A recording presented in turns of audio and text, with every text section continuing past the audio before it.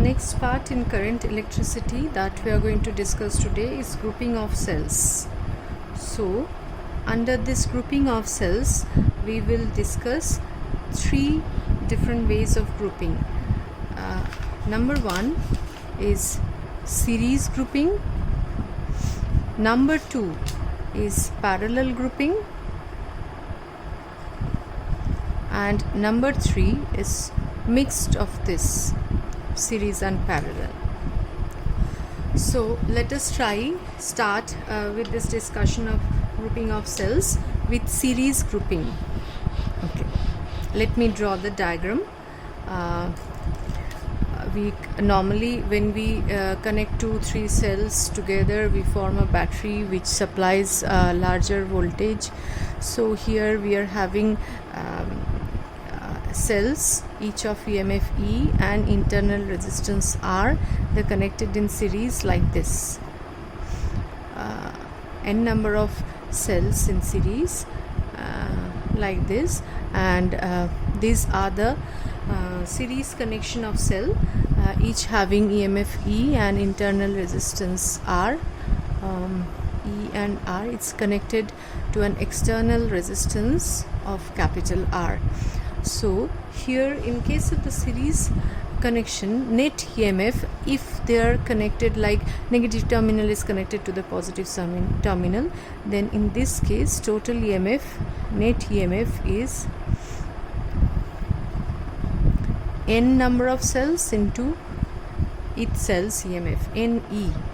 And what is the total internal resistance? Total resistance due to the internal resistance, this is N into R. They are connected in series, and the external resistance is also connected in series. So net resistance is NR plus R.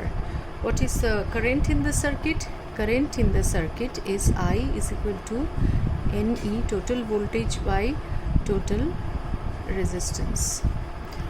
Okay, now this is the simplest kind of series grouping. Now if suppose the polarity of out of this N cells, M cells polarity is changed, reversed. Instead of negative connecting to positive, out of this N number of cells, M number of cells polarity is reversed. Then what will happen? What will be the net EMF? Net EMF, when it was connected, all the cells are connected one after another with negative connected to positive, was NE. Now we are taking out M number of cells from it, so minus ME we are taking, and as we are reversing the cells, the polarity of M number of cells, again due to that, when we are taking out M number of cells, the net EMF becomes this, and when we connect this in the reverse order, just opposite to NE, it becomes NE minus ME. It was due to the absence of ME cells, and when we are reversing, it's minus ME again due to reversing the cell. So net EMF is NE minus 2ME. So this is the net EMF. And what is the net resistance? Net resistance is still NR plus capital R. So the current in the circuit is NE minus 2ME by NR plus capital R. So this is the net current in the circuit. Now we'll move on to the parallel grouping. This is the series grouping, and next part, second part, is parallel grouping.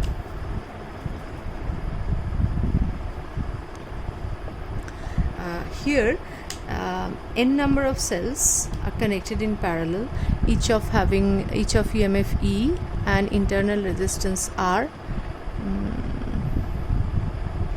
In this way, N number of cells of internal resistance R connected in parallel, and with the external resistance capital R.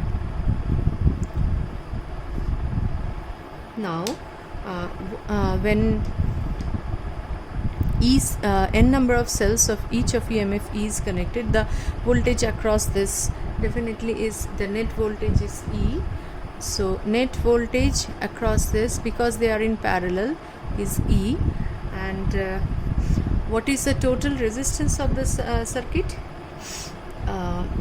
Total resistance in the circuit due to this part is R by N, and this R by N is connected with the series, so R by N plus R. What is the total current? Net current is E by R by N plus R. Okay. So net current is this. Now to get the maximum currents, one thing you should remember: to get the maximum current, if the internal resistance of the cell is more than the external as compared to the external resistance, we connect the cells in parallel to get the maximum current. You can justify your thought from these equations of series and parallel. And when the internal resistance of the cells are less as compared to the external resistance, then to get maximum current we connect the cells in series. Okay, so one thing you just can simplify from this, that when the cells are new, we connect the cells in series, and after using the cell for a long time, the internal resistance increases. That you will do in the experiment part. While doing the experiment, you will find out. In that case, we connect the cells in parallel to get maximum current. Now what will happen if we instead of this same EMF, we connect different EMF cells in parallel?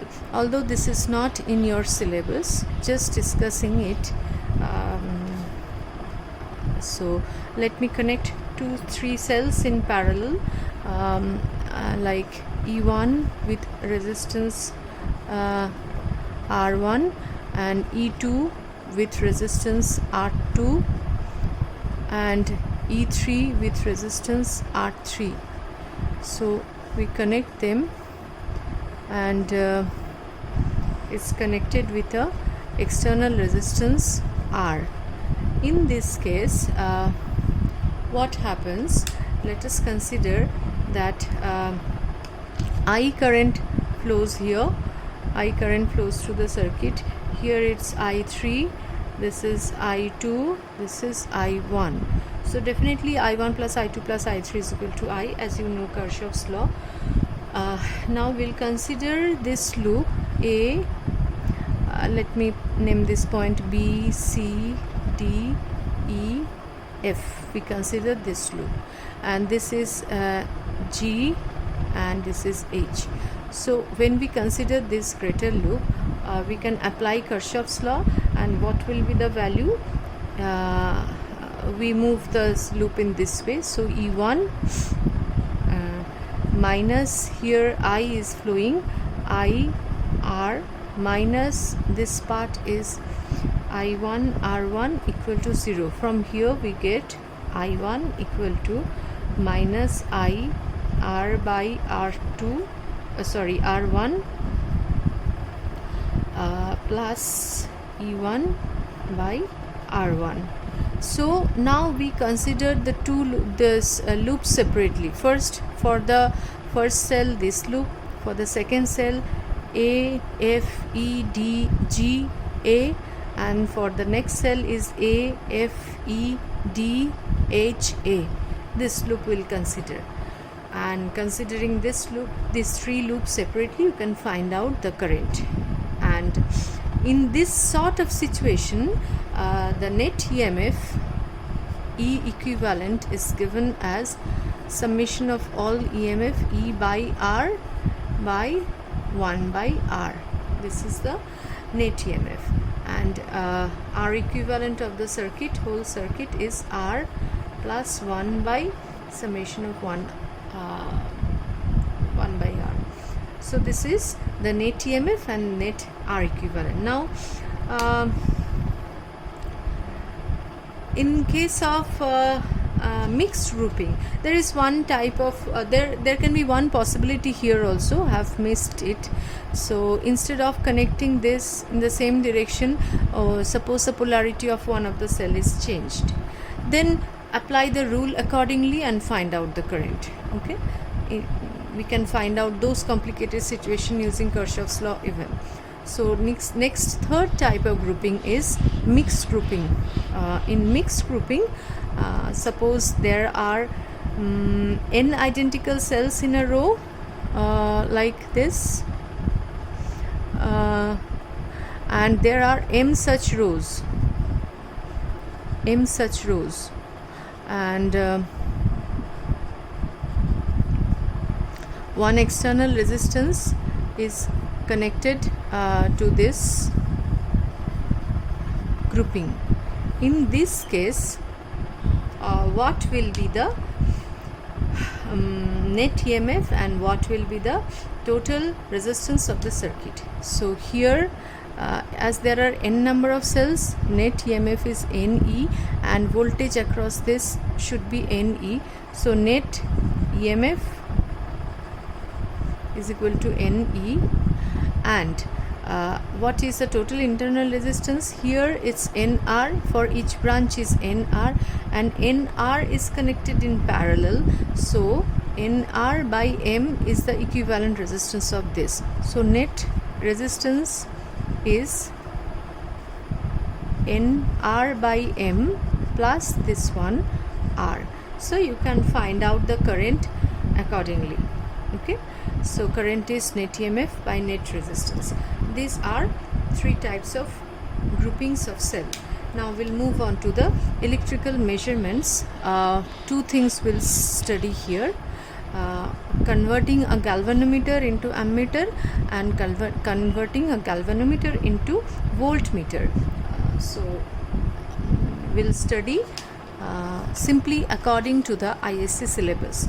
So first of all, you have a galvanometer, center zero galvanometer, and we use galvanometer to detect the current and find out the direction of the current. The same galvanometer we want to convert into ammeter. We convert galvanometer into ammeter. For that, we connect a low resistance. Question comes: how to convert a galvanometer into ammeter? And the answer is we connect a low resistance, which is known as shunt, in parallel. Low resistance, shunt itself means low resistance in parallel. We convert galvanometer into ammeter by connecting low resistance in parallel. Now what should be the circuit diagram? So here is your galvanometer, and we connect a low resistance shunt in parallel, and this whole thing is now your ammeter. We connect this thing in series with the main circuit. This whole thing is your ammeter. Now suppose this galvanometer is having a resistance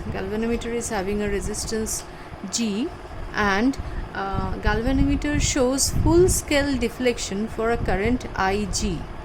Okay, we want to convert an ammeter of a range 0 to let's say A, or 0 to I. We want to convert the galvanometer to ammeter of a range 0 to I ampere. Okay, so now our maximum current will be I.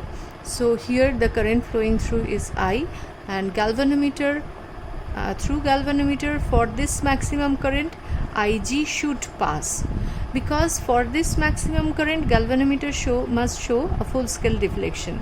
Full scale deflection can be shown with Ig current. Now what are we trying to do? We want to find out the value of this shunt. So we can find out. So the current through this is I minus Ig. Now let me write this in small letter also, because I have written this in small letter. Okay, now as these things are parallel, so these two are in parallel, so voltage across these are same, so Ig into G equal to I minus Ig into S. So we need to find out the value of shunt, Ig minus I minus Ig into G. This is the value of shunt resistance for converting the galvanometer into ammeter of range 0 to I. So this question comes, one numerical comes after giving this data. One or two of this data will be given. They will ask you to find out another parameter. So question comes how to convert a galvanometer into ammeter, and this should be the answer, the circuit diagram, and these are the keywords. Now the second part with which we'll conclude today's discussion. So second part is how to convert a galvanometer into a voltmeter, and the answer is by connecting a high resistance. This is a keyword. You must write high resistance in series with the galvanometer. Okay. And what is a circuit diagram? Circuit diagram is, this is the galvanometer, and a high resistance is connected across this galvanometer, and once again galvanometer is having a resistance G ohm, and for full scale deflection galvanometer needs a current of Ig, and we want to convert it to a voltmeter of range 0 to V volt. That is, for V volt the maximum current through galvanometer should be Ig. So this whole thing now is your voltmeter, and this whole thing is your voltmeter, and this voltmeter we connect this voltmeter across a parallel circuit. This is, suppose, a resistance across which we want to measure the voltage, let's say R dashed.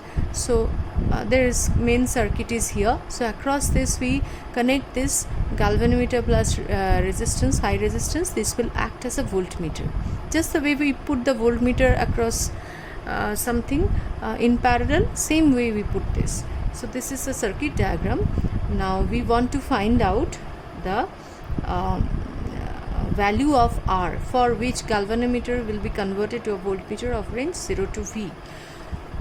For that, the maximum voltage, let's say, across this is V, so maximum voltage across this is also V, and galvanometer is now showing full scale deflection, and its current is Ig, so we can write V is equal to G plus R into Ig.